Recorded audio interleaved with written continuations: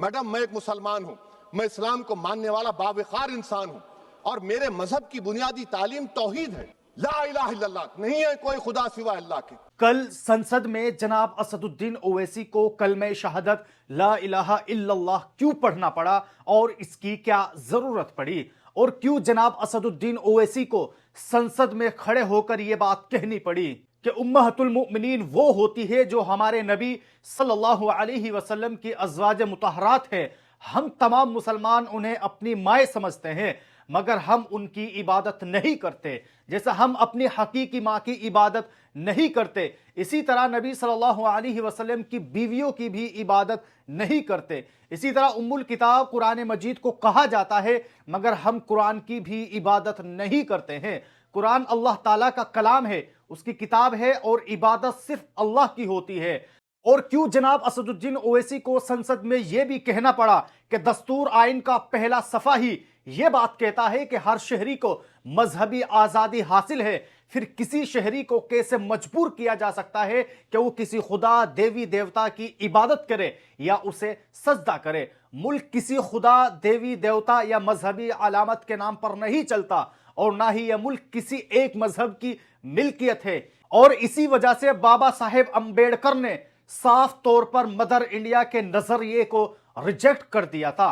सुनिए दोस्तों, मजीद जनाब असदुद्दीन ओवैसी ने कल वंदे मातरम पर जो कुछ संसद में हंगामा हो रहा था उस सिलसिले में क्या कुछ कहा है। जो तकारीर आज हमने यहाँ पर सुनी और बाहर जो सुनते हैं, अगर भारत को देवी कहने और उसके आगे सजदा करने, तो दरअसल कौम परस्ती को, वतन से मोहब्बत को मजहब में तब्दील कर रहे, और फिर यहाँ पर बोल रहे कि अगर भारत में रहना है तो वंदे मातरम गाना पड़ेगा। भाई ये तो संविधान के खिलाफ है, सुप्रीम कोर्ट के जजमेंट के खिलाफ है।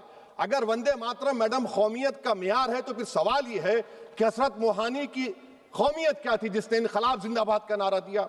अगर यूसुफ मेहरली ने quit India Simon go back का नारा दिया तो उसकी कौमियत क्या थी? अगर हैदराबाद से मौलवी अलाउद्दीन जो मक्का मस्जिद का पहला मुजरिम है काला पानी में, और तूबेबाज खान जो मारकर लाश को लटका दिया गया था हैदराबाद में 8 दिन तक, उसकी कौमियत क्या थी?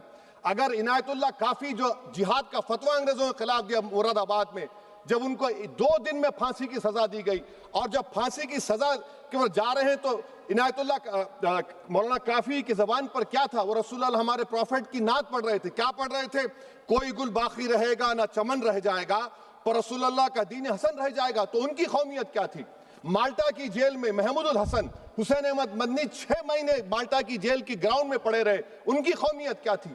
अल्लामा फजल खैराबादी का वो सेल काला पानी का पुकार कर से पूछ रहा है, जो वहीं पर मर गए, खबर वहां पर है, बताओ मेरी कौमियत क्या थी? मैडम, मैं एक मुसलमान हूं, मैं इस्लाम को मानने वाला बावकार इंसान हूं और मेरे मजहब की बुनियादी तालीम तौहीद है। ला इलाहा इल्लल्लाह, नहीं है कोई खुदा सिवा अल्लाह के। और कुरान में अल्लाह क्या बोल रहा? इय्याका नाबुदु इय्याका नस्तईन, तुम मेरी इबादत करो, मुझे मानो। मुझे कहां से मिल रहा? आर्टिकल 25 से मिल रहा है। मुझे कहां से मिल रहा है? Liberty of thought, expression, belief, faith and worship से मिल रहा है। तो इसको जोड़ना ये बहुत ही खतरनाक होगा। और हमारे प्रॉफिट मोहम्मद सल्लल्लाहु अलैहि वसल्लम जब मदीने को गए तो उन्होंने उस वतन के लिए दुआ की, कहा कि अल्लाह मदीने की मोहब्बत हमारे दिलों में और इजाफा कर दे, मक्के से ज्यादा कर दे। तो ये इस्लाम, मुसलमान होना, हमारे ईमान में मुल्क की मोहब्बत बीच में नहीं आती, और मुल्क से मोहब्बत है और रहेगी हमेशा, क्योंकि ये अजीम कुर्बानियां यहां पर शामिल है जिन्होंने जंग आजादी में हिस्सा नहीं लिया।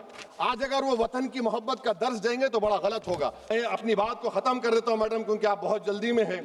कि भारत जिंदाबाद, हिंदू मुसलमान जिंदाबाद, दलित जिंदाबाद, ईसाई जिंदाबाद, आदिवासी जिंदाबाद, जो किसी खुदा को नहीं मानते वो भी जिंदाबाद, और मैडम सब पिछड़ा सब आ गया इसमें। तो हम उम्मीद करते कि इस रूह को आप समझेंगे, अगर आप सिर्फ अपनी आइडियोलॉजी को लेकर चलेंगे। और आखिर में मैडम, जनाब बंकिम चंद्रा साहब के बारे में मैं आपके सामने डॉक्यूमेंट लेकर रहा हूं कि उन्होंने बीए का एग्जाम पास नहीं किया था, 7 मार्क्स से फेल हो गए थे, ये भी रख रहा हूं। तो आप जिसको लिटरेरी जायंट बता रहे, ये नहीं है। बहुत बहुत शुक्रिया। दोस्तों, वही आपको बताते चले कि जब पार्लियामेंट में वंदे मातरम के मसले पर बहस हुई, बहस के दौरान मौलाना अबुल कलाम आजाद का नाम भी लिया गया, मुस्लिम लीग का भी जिक्र हुआ, मोहम्मद अली जिन्ना का भी तस्किरा हुआ, पंडित जवाहरलाल नेहरू का भी नाम लिया गया।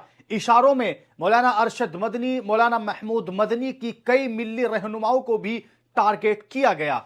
बार बार मुसलमानों पर तनकीद की गई। वंदे मातरम को 150 साल मुकम्मल हो गए हैं और इसी मौके पर आज पार्लियामेंट में इस पर खास बहस हुई। वंदे मातरम 1882 में लिखा गया था और उसे लिखने वाले मुसन्निफ का नाम बंकिम चंद्र चटर्जी था। वह एक बंगाली राइटर थे। उन्होंने बंगाली जुबान में एक नावल लिखा था जिसका नाम था आनंद मठ। इस नावल में चटर्जी ने हिंदू देवी देवताओं की पूजा और हिंदू मजहब की तारीफ की और फख्र के साथ उसे पेश किया। इस नावल में उन्होंने मुसलमान बादशाहों और हुक्मरानों को जालिम और जाबिर दिखाया। यानी इस नावल के जरिए हिंदुओं और मुसलमानों के दरमियान नफरत पैदा करने की कोशिश की गई थी। 1882 के जमाने में हिंदुस्तान पर अंग्रेजों की हुकूमत थी और हिंदू और मुसलमान मिलकर अंग्रेजों के खिलाफ जंग लड़ रहे थे। ऐसे में बंकिम चंद्र चटर्जी ने आनंद मुठ लिखकर हिंदू तहजीब और हिंदू कौम परस्ती को आगे बढ़ाने और मुसलमानों के खिलाफ एक दीवार खड़ी करने की कोशिश की गई थी। इस नावल में चटर्जी ने वंदे मातरम का गीत भी लिखा जो बाद में हिंदू कौमी परस्ती की अलामत का नगमा बन गया। 1947 में आजादी के बाद बात आई कि वंदे मातरम को कौमी गीत बना दिया जाए, लेकिन मुसलमानों ने इस पर एतराज किया। मुसलमानों का साफ तौर पर यह कहना था कि वंदे मातरम के अल्फाज शिरकिया अकायद पर मबनी है, इसलिए मुसलमान उसे नहीं पढ़ सकते हैं। अब सवाल यह है कि यह गीत शिरकिया क्यों समझा जाता है? क्योंकि वंदे मातरम में भारत मुल्क को एक देवी की शक्ल में पेश किया गया है। इसके बोल में भारत को लक्ष्मी और सरस्वती के रूप में दिखाया गया है। गीत का मुकम्मल मतलब यह बनता है कि मुल्क को मां देवी समझकर उसे सलाम करो, उसकी इबादत करो, उसकी पूजा करो, जबकि इस्लाम में इबादत और सजदा सिर्फ अल्लाह ताला के लिए है, किसी मुल्क या जमीन के लिए नहीं है। यही वजह है कि मुसलमानों ने वंदे मातरम पर एतराज करना शुरू कर दिया और आज इसी मौके पर जनाब असदुद्दीन ओवैसी ने भी साफ तौर पर यही बात कही कि मुसलमान सिर्फ एक अल्लाह की इबादत करते हैं, वो अल्लाह के अलावा किसी की इबादत नहीं कर सकते, किसी के सामने सजदा नहीं झुका सकते। जनाब असदुद्दीन ओवैसी ने यह भी कहा है कि वतन की मोहब्बत हमारे खून में है, लेकिन हमारा ईमान, हमारा अकीदा इस बात की इजाजत नहीं देता कि हम अल्लाह ताला के अलावा किसी और को सजदा करें। बहरहाल दोस्तों, आप सब लोगों ने इस वीडियो के अंदर जनाब असदुद्दीन ओवैसी का यह बयान देखा। आप सब लोग जनाब असदुद्दीन ओवैसी के इस बयान पर अपनी क्या राय रखते हैं, आप लोग हमें कमेंट बॉक्स में जरूर बताएं। और अगर आप हमसे जुड़ना चाहते हैं तो आप हमारे इस चैनल को सब्सक्राइब कर सकते हैं।